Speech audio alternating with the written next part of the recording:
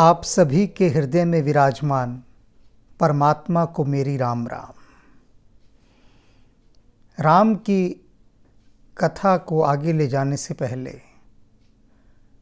एक प्रश्न पर मुझे रुकना पड़ रहा है। एक मित्र का मुझे फ़ोन आया,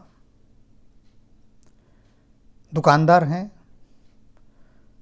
कहने लगे कि रामचरितमानस के जब से आपके वीडियो बनने शुरू हुए हैं इसकी व्याख्या के, मैं पहले दिन से उसका प्रत्येक वीडियो देख रहा हूँ और ये जो 67वां आपका वीडियो आया 67 एपिसोड, यहाँ पर आकर मेरे सब्र का बांध टूट गया और एक बात को लेकर मेरे मन में आपके प्रति बहुत असंतोष है। मैं बहुत नाराज़ हूँ एक बात से लेकर। मैंने उनसे कहा, आप अपनी बात कहिए, क्या नाराज़गी है आपकी? उन्होंने कहा कि हर जगह पर आपने पुरुष को टारगेट किया है, भक्ति ना करने के संबंध में, भक्ति से बचने के संबंध में। जहाँ जहाँ भी जितने उदाहरण आपने दिए हैं वो सब पुरुषों से संबंधित हैं कि पुरुष भक्ति नहीं करते और पुरुष माया में लिप्त रहते हैं। कोई दुकान में है, कोई व्यापार में है, कोई नौकरी में है और व्यर्थ के कामों में, व्यर्थ के भ्रष्टाचार में पुरुष लगे हुए हैं। यानी अपने जीवन को नष्ट करने का काम केवल पुरुष कर रहे हैं, वे भक्ति नहीं करते और इधर उधर के सारे धंधे करते हैं। तो उनका आक्रोश था, तो क्या महिलाएं सारी भक्त हैं? क्या सुबह से रात तक सारी महिलाएं केवल जाप करती हैं? आपने कभी उनका तो जिक्र किया नहीं। मैंने उनका प्रश्न सुना, उनकी पीड़ा भी समझी और फिर उनसे कहा कि 67 एपिसोड आप देख चुके। मैं इसके लिए सबसे पहले तो आपको बधाई देता हूँ कि आपने अपने जीवन के इन अति अस्त व्यस्त समय में से कुछ समय निकालकर रामचरितमानस को सुनना आरंभ किया। तो सबसे पहले तो आप साधुवाद के पात्र हैं, मेरी बधाई स्वीकार करें। अब मैं आगे की बात करता हूँ कि 67 एपिसोड आते आते तक क्या आप अभी भी स्त्री और पुरुष के भेदभाव पर अटके हुए हैं? क्या आप सिर्फ पुरुष को ही टारगेट किया हुआ मेरी बात को मान रहे हैं? पूरा पुरजोर प्रयास मेरा रहा, तुलसीदास जी का रहा, मेरा तो नहीं कहना चाहिए, तुलसीदास जी का रहा कि हम इन सब छोटी छोटी सारी क्षुद्र बातों से ऊपर उठें और ऊपर उठकर सोचें। और आप अभी भी यहाँ अटके हुए हैं कि क्या स्त्रियां सारी भक्त हैं, जो उनके लिए आपने कभी कुछ नहीं कहा, सारी बातें पुरुषों के संबंध में ही कही। पीछे मैंने एक बात कही थी कि ये केवल वन ट्रैक प्रवचन नहीं है मेरा, व्याख्यान नहीं है मेरा। आपकी तरफ से भी जो प्रश्न आते हैं, जो जिज्ञासाएं आती हैं, उनका यथाशक्ति समाधान करना, हल देना, वह भी मेरा दायित्व बनता है। इस व्याख्या का एक अंग है वो। इतना ही उत्तर उनकी बात का होना चाहिए था, लेकिन फिर भी यह उत्तर पूरा नहीं है। मैंने उनसे कहा, आपकी बात को मैं गंभीरता से ले रहा हूँ।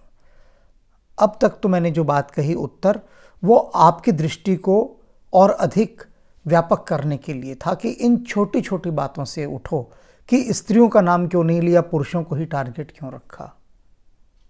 एक बात। अब दूसरी बात पर आते हैं जो आपने अभी कही अपनी बात रेखांकित की कि क्या सारी स्त्रियां केवल भक्त हैं और पुरुष ही कम भक्त है, कि जो वो ध्यान नहीं करता, अपना समय नष्ट करता है, टीवी देखता रहता है, व्यर्थ की गपशप करता रहता है, औरतें नहीं करती क्या? तो उनका नाम क्यों नहीं लिया? तो अब अपनी दूसरी बात का उत्तर सुन लीजिए। 100 में से 5 ऐसी मातृशक्ति होंगी, 100 में से 5 जो अपना समय इधर उधर नष्ट करती होंगी, 95 नहीं करती। और वे जिन 5 की मैंने गणना की हैं, वे भी एक समय में अपना समय नष्ट नहीं करती होंगी। अब वह समय कौन सा है वह भी सुन लीजिए। जिस दिन से नारी गर्भ धारण करती है, गर्भवती होती है, या उसे जिस दिन समाचार मिलता है कि आज से वह गर्भवती है, उस दिन से ही उसके भीतर की जो ममता है, उसके सारे द्वार खुल जाते हैं। उसका हृदय पूरी तरह से परमात्मा की ओर बहने लगता है और सबसे पहले वह परमात्मा का धन्यवाद करती है, चाहे कोई भी स्त्री हो, कैसी भी स्त्री हो।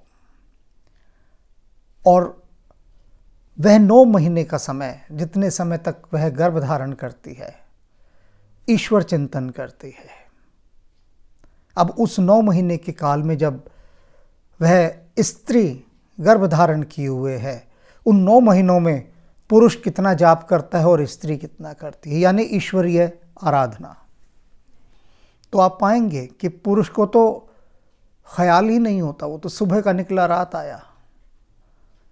स्त्री घर पर है, गर्भ में राम ने एक जीव को भेजा है और उस जीव के रूप में राम स्वयं ही आए हैं वहां पर। और राम जैसे ही उसके गर्भ में उतरा तो उसके भीतर ईश्वरीय चिंतन स्वतः ही आरंभ हो जाता है। अक्सर आपने देखा होगा, कभी भी ईश्वरीय पुस्तक ना पढ़ने वाली स्त्रियां भी अपने गर्भधारण काल के अंदर आध्यात्मिक पुस्तकें पढ़ती दिखाई देती हैं, चाहे वे किसी भी धर्म की हों, किसी भी मत की हों, किसी भी संप्रदाय की हो, किसी भी जाति की हो। अब 9 महीने पूरा उसका समय ईश्वरीय चिंतन में बीता। उसके बाद जिस समय संतान का जन्म होता है, संतान का मुख देखती है, उसके बाद भी उसका पूरा समय प्रार्थनाओं में ही बीतता है। पूरा समय, हर पल वो ईश्वर को याद करती है और हर छोटे छोटे कामों में नारी शक्ति सबसे पहले ईश्वर का स्मरण करती है। तो एक ऑटोमेटिक सिस्टम है नारी के भीतर जो उसे ईश्वर की ओर सतत बहाए रखता है। पुरुष का वह सिस्टम ऑफ हो जाता है। जैसे जैसे ही वह बाहर कदम निकालता है दुनिया में, तो वो सिस्टम उसका धीरे धीरे उसका नेटवर्क कम होता जाता है। जैसे जैसे वो माया की गलियों में भटकता रहता है, घूमता रहता है, वैसे वैसे उस संकरी गलियों के अंदर ईश्वरोपासना का, आत्मचिंतन का, ध्यान का, उसके भीतर का वो नेटवर्क फेलियर दिखाने लगता है, नॉट रीचेबल, क्योंकि वो पहुंचता ही नहीं वहां। कोई भी क्षण उसके जीवन का उसे इसलिए प्रेरित नहीं कर पाता कि वह अपने जीवन की सारी दिशा ईश्वर की ओर मोड़ दे। दिशा मोड़ने का मतलब यहाँ ये नहीं कि अपना काम धंधा आदमी छोड़ दे, कि काम करते करते भी वह ईश्वर का स्मरण करे। पुराने समय में जो दादा दादी नाना नानी हुआ करते होंगे, आप पूछेगा अपने माता पिता से कि उनके दादा दादी और नाना नानी जब भी घर का कोई भी काम कर रहे हैं, भोजन बना रहे हैं, दादी भोजन बना रही है तो वो राम नाम का जाप कर रही है, नानी बना रही है तो वह राम नाम का जाप कर रही है, और रात को नाना या दादा कहानी सुना रहे हैं, दादा नानी कहानी सुना रहे हैं। तो ईश्वरीय चिंतन जो व्याख्या मैं अब यहाँ कर रहा हूँ, जो कहानियाँ मैं यहाँ सुना रहा हूँ, यह काम कभी हमारे घर के बुजुर्ग किया करते थे, दादा दादी और नाना नानी इत्यादि, जो भी बुजुर्ग, ताऊ हो गए, ताई हो गई, मैंने कहा ना, जो भी हों परिवार के जन, जो बुजुर्ग जन थे, वो ये किया करते थे काम। अब वो सब खो गया। किंतु आज भी एक चीज़ जो नहीं खोई है वो है कि नारी का सहज स्वाभाविक रूप से ईश्वर की आराधना करना। घर में आप देख लीजिए, अपने घर में कोई भी देख ले कि जो मातृशक्ति है वह ईश्वरोन्मुख है, परमात्मा की ओर उसके कदम अधिक हैं। तो इसलिए इस बात की गहराई को समझें। पुरुष की बात क्यों कहनी पड़ती? क्योंकि पुरुष सीधे सीधे प्रत्यक्ष रूप से माया जाल के अंदर प्रवेश कर जाता है। उसको दायित्व ये दिया गया कि वह बाहर जाएगा, श्रम करेगा, जीविका अर्जित करेगा और परिवार का पालन पोषण करेगा। ये प्राचीन काल से चला आ रहा है। एक व्यवस्था बनी कि स्त्री घर के काम देखेगी, पुरुष बाहर के देखेगा। तो बाहरी संसार में जैसे व्यक्ति जाता है, तो कबीर साहब कहते हैं ना, माया महा ठगिनी में जाने। तो बाहर घूम रही है माया, चारों तरफ चक्कर लगा रही है। कितने कितने प्रकार के चक्रव्यूह हैं बाहर। और क्योंकि पुरुष का ज़्यादातर समय बाहर ही बीतना है, हजार हजार लोगों के साथ बीतना है, नारी शक्ति तो घर ही बैठी है।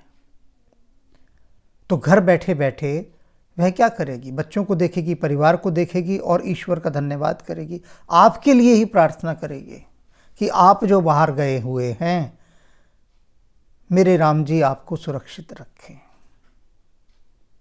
तो वह जितनी प्रार्थना कर रही है ना, पुरुषों के लिए ही कर रही है।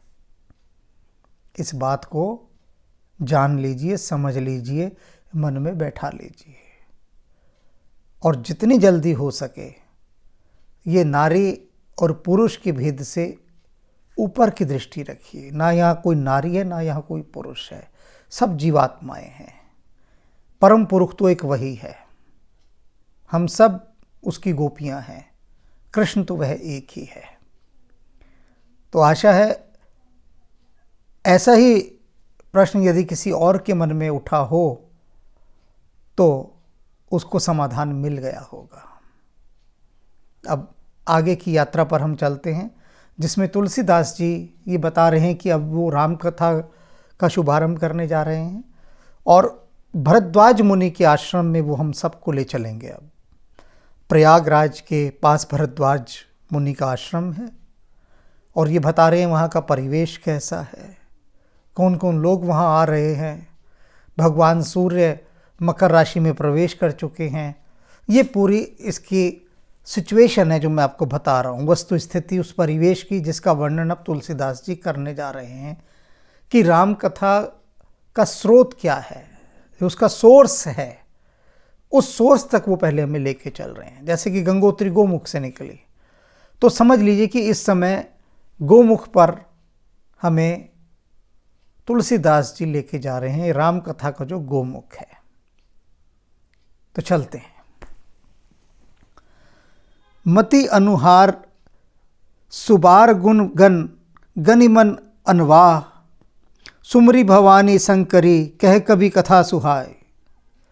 ये कहते मैंने अपनी मति को, अपनी बुद्धि को, मति अनुहार सुबार गुण गन गन मन अनवाही, अपनी जो बुद्धि थी मेरी विचारों से भरी हुई, उसको शुद्ध विचारों से भगवान राम के जो दिव्य जल से मैंने उसको स्नान कराया अपनी बुद्धि को, और खूब शुद्ध विचार उसमें डाले।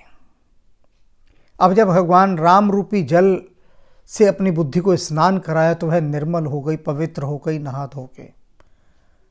हम पूजा में बैठते हैं ना, क्या करते हैं? स्नान करते हैं, नए वस्त्र धारण करते हैं, अपने को पवित्र करके फिर हम पूजा करने बैठते हैं। तुलसीदास जी कह रहे हैं कि मैं अब राम कथा लिखने जा रहा हूँ, तो अपनी बुद्धि को मैंने स्नान कराया है सबसे पहले राम नाम रूपी जल से, और उस स्नान को करके वो पवित्र हो गई। बुद्धि में कोई दोष नहीं आना चाहिए मेरे।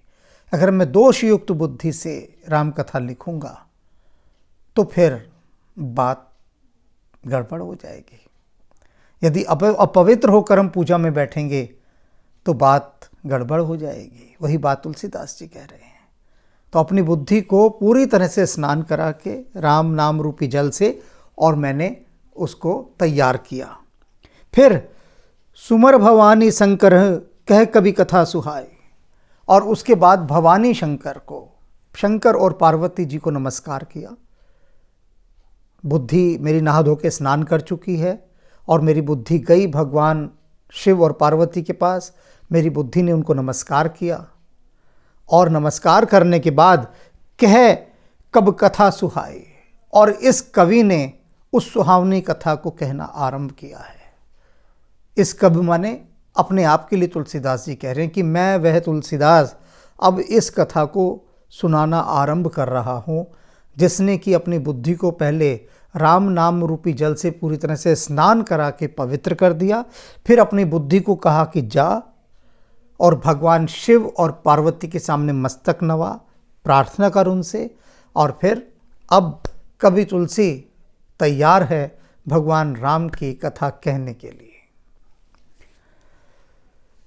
अब रघुपति पद पंकरुह हिए धरी पाई प्रसाद, कहूँ जुगल मुनि बर्य कर मिलन सुभग संवाद। अब कहते हैं कि मैं अब श्री रघुनाथ जी के चरण कमलों पर ध्यान धरता हूँ। तुलसीदास जी कह रहे हैं, शिव पार्वती जी को स्तुति करती, अब मैं भगवान श्री रघुनाथ जी के श्री कमल श्री चरणों में अपना मस्तक नवाता हूँ, सिर झुकाकर उनसे प्रार्थना करता हूँ और उनका ध्यान हृदय में धारण करता हूँ, और उनके प्रसाद से दो मुनियों के श्रेष्ठ मिलन के संवाद का वर्णन करता हूँ। दो मुनि कौन से हैं? भरद्वाज मुनि और याज्ञवल्क्य। कहते हैं ये दो मुनि मिलकर जब भगवान राम की नाम का स्मरण करते हैं, चिंतन करते हैं, उनका ध्यान धरते हैं, मैं पहले उसका वर्णन करता हूँ। सौंदर्य ही वहीं से आना शुरू होगा। तो अब भरद्वाज मुनि के विषय में बता रहे हैं। भरद्वाज मुनि बसी ही प्रयागा, कि कह रहे हैं भरद्वाज मुनि जो हैं वो प्रयागराज में रह रहे हैं, वहाँ रहते हैं। भरद्वाज मुनि बसे ही प्रयागा, तिन्ही रामपद अति अनुरागा। और क्या है, उनके मन में राम के श्री चरणों के प्रति अति अनुराग है। भरद्वाज मुनि के मन में अति अनुराग, प्रेम से भरे हुए हैं भगवान राम के प्रति। तापस समदम नया दया निधाना, परमारथ पद परम सुजाना। और क्या है वो, तपस्या साम दाम दया इन सब के सागर हैं, निधान है, भंडार हैं भरद्वाज मुनि। परमारथ पथ परम सुजाना, और लोक कल्याण का जो पथ है उसके वो बहुत अच्छे जानकार हैं, सुजन हैं, साधुजन हैं। ऐसे साधुजन हैं जिनका जीवन का एकमात्र ध्येय ही परमार्थ है, लोक कल्याण है। केवल परमार्थ की कामना ही वो मन में रखते हैं। सुना होगा ना, संतन ते मन रहत है सबके हित की बात। तो इनके मन में सबके हित की बात, सबके परमार्थ के हित की बात है भरद्वाज मुनि के मन में। माघ मकरगत रवि जब होई, तीरथ पति ही आओ सब कोई। कहते हैं भगवान सूर्य माघ महीने में जब मकर राशि में प्रवेश कर रहे हैं, उस समय तीर्थपति आओ सब कोई, तीर्थराज प्रयाग में सब कोई आ रहे हैं। साधु सन्यासी इत्यादि जितने लोग हैं सब प्रयागराज तीर्थ में आकर इकट्ठे होते हैं। भगवान सूर्य मकर राशि में प्रवेश कर रहे हैं, सब लोग आ रहे हैं। कौन कौन आ रहे हैं? देव दनुज के नर नर श्रेणी, सादर मज्झी सकल त्रिवेणी। ये बात नहीं कि साधु ही आ रहे हैं, देवता, दनुज, किन्नर, नर और इत्यादि जितनी भी श्रेणी है, सभी प्रकार के प्राणियों की, सभी प्रकार के प्राणी सम्मिलित होकर तीर्थराज प्रयाग की ओर आ रहे हैं। और क्या करते हैं? सादर मज्झी सकल त्रिवेणी, सभी आदर के साथ उस त्रिवेणी के अंदर स्नान करते हैं, डुबकी लगाते हैं। उस आनंद की त्रिवेणी में सभी जी भर भर कर स्नान करते हैं। सभी देवता भी, साधु भी, शैतान भी, नर भी, पक्षी भी इत्यादि जितने भी श्रेणी के लोग हैं सभी। पूज ही माधव पद जल जाता, परस अखय बटु हर्ष ही गाता। और वे क्या करते हैं? श्री माधव जी के चरणों की स्तुति करते हैं और अक्षत जो वट वृक्ष हैं वहाँ पर उसका स्पर्श करते हैं और हर्ष में भरकर गीत गाते हैं। भरद्वाज आश्रम अति पावन, परम रम्य मुनिबर मन भावन। और कैसा है भरद्वाज जी का आश्रम? भरद्वाज आश्रम अति पावन, अति पावन जो विशेषण लगाया इन्होंने कि पावन तो होंगे आश्रम, लेकिन ये अति पावन आश्रम है भरद्वाज मुनि का। उस पवित्रता को, दिव्यता को, पावनता को जब तुलसीदास कह पा सकने में असमर्थ हो गए तो उन्होंने यहाँ पर अति शब्द लगा दिया कि अति पावन है। परम रम्य मुनिबर मन भावन, और मुनियों का, जो मुनियों का समाज आता है, साधुओं का समाज, उनके लिए यह अति रम्य स्थान है। सभी मुनियों की ये हार्दिक अभिलाषा होती है कि वे भरद्वाज मुनि के आश्रम में जाकर निवास करें, क्योंकि वह परम पावन है, अति पावन है। अक्सर आपने भी जो भक्ति के मार्ग पर हैं, ध्यान के मार्ग पर हैं, वे ऐसे आश्रमों में जाकर रुकना पसंद करते हैं जिसकी शांति बहुत गहन होती है, कंडेंस साइलेंस, जहाँ बहुत पवित्रता, दिव्यता होती है, कोई शोर शराबा नहीं, कोई दुनियादारी नहीं, पूर्णतः सात्विक परिवेश, आध्यात्मिक परिवेश। तो ऐसे स्थानों पर जाकर भक्त लोग रुकना चाहते हैं। तो इसीलिए ये कह रहे हैं कि परम रम्य मुनिबर मन भावन, सभी मुनियों का मन भावन है भरद्वाज मुनि जी का यह आश्रम। तहाँ होई मुनि ऋषय समाजा, जाहि जे मन मज्जन तीर्थ राजा। और कहते हैं जहाँ होई मुनि ऋषि समाजा, सारा ऋषि समाज वहाँ जाकर जुटता है और वहीं से जाकर वो उस त्रिवेणी में जाकर स्नान करता है। जाहि जे मज्जन तीर्थ राजा, उसी प्रयागराज तीर्थ में जाकर फिर वे स्नान करते हैं। मज्जे ही प्रातः समेत उछाहा, कहीं ही परस्पर हरिगुण गाहा। और कहते हैं प्रातः काल सब बड़े उत्साह से भरकर स्नान करने जाते हैं और स्नान करने के बाद कहीं ही परस्पर हरिगुण गाथा, और फिर हरि के गुणों की गाथा का वर्णन करते हैं। स्नान कर लिया, आ गए, अब उसके बाद बैठकर घाट पे उन श्री हरि की कथाओं का, राम की कथाओं का, परमात्मा के सुंदर चिंतन का जो कथाओं के रूप में है, गुणगान करते हैं, सत्संग करते हैं स्नान के बाद।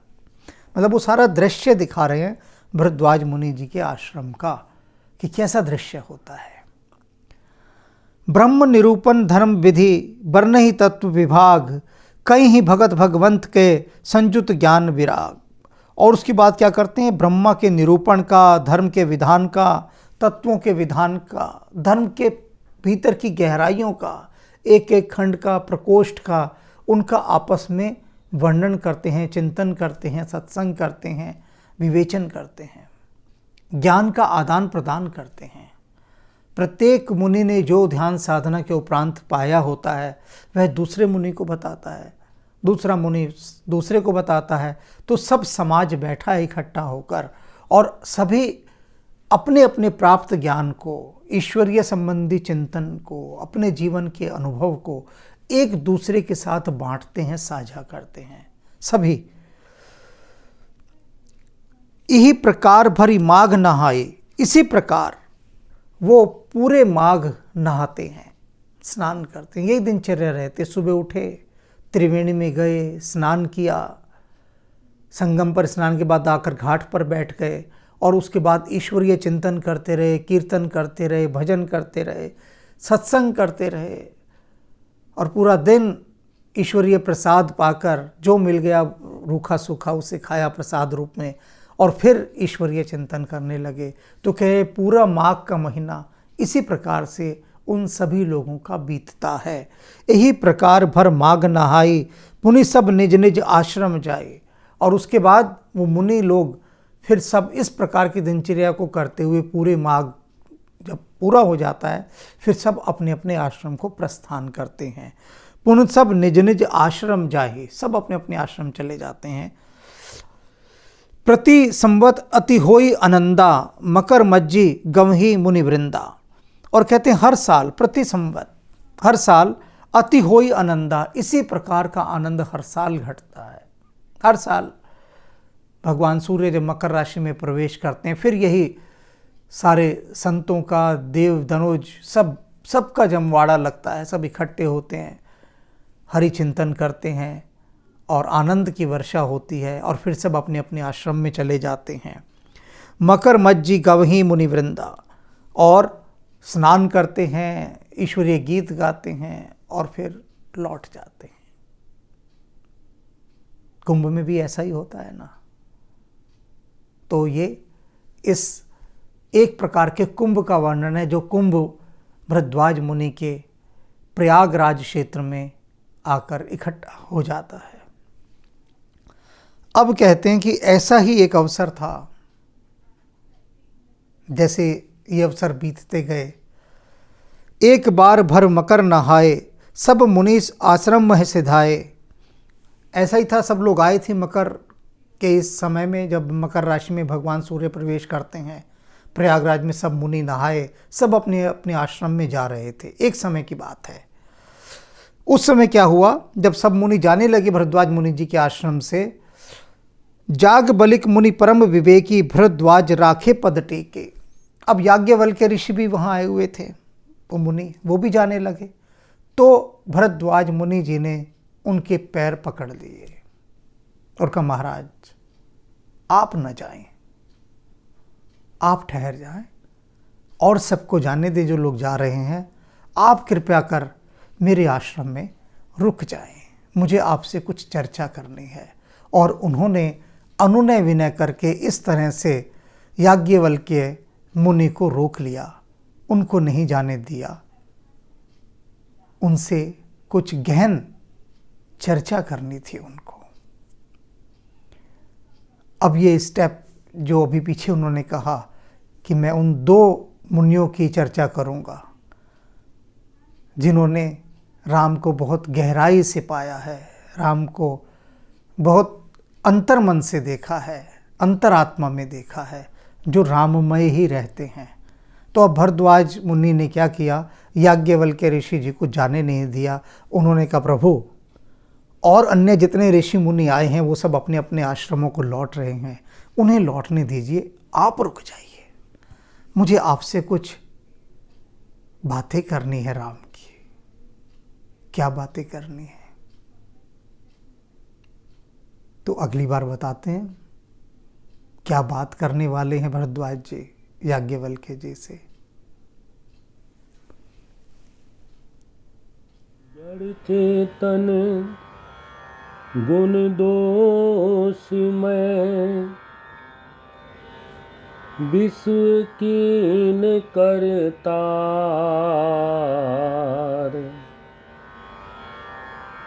संत हंस गुण गही पै, परिहरि बारी विकार। जड़ चेतन जग जीव जत, सकल राम मैं जान।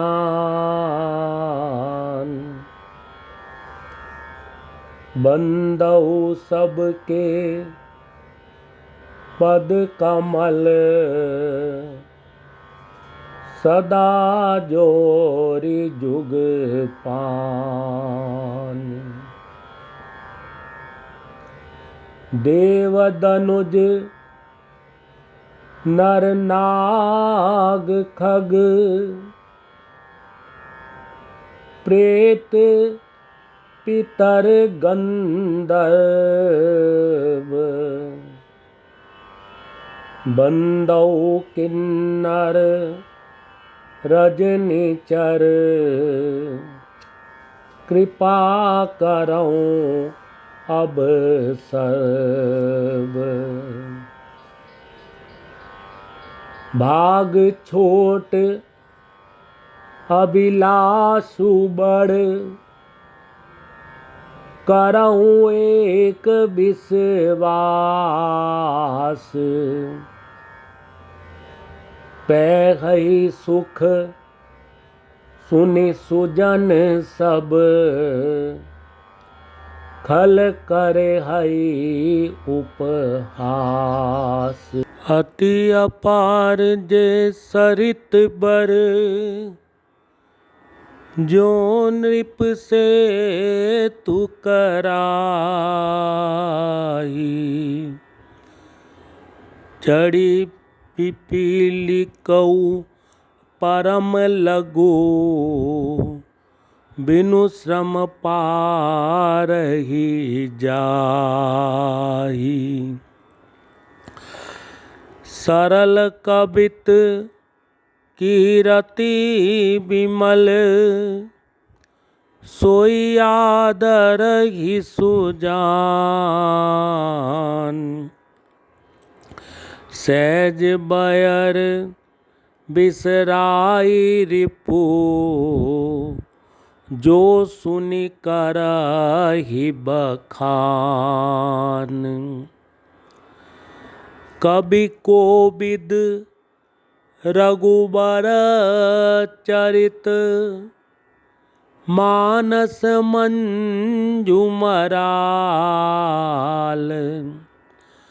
बाल विनय सुनि सुरुचि लखी, मो पर हों कृपाल।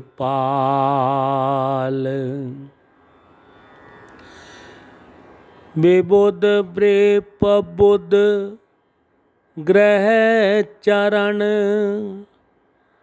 बंदी कहूँ कर जोड़ी। होई प्रसन्न पुरवहु सकल, मंजु मनोरथ मोरी। सपने हूँ साचऊँ मोहि पर, जो हर गौरी पसाओ। तो फुर हों जो कहे सब, भाषा भनीति प्रभाव।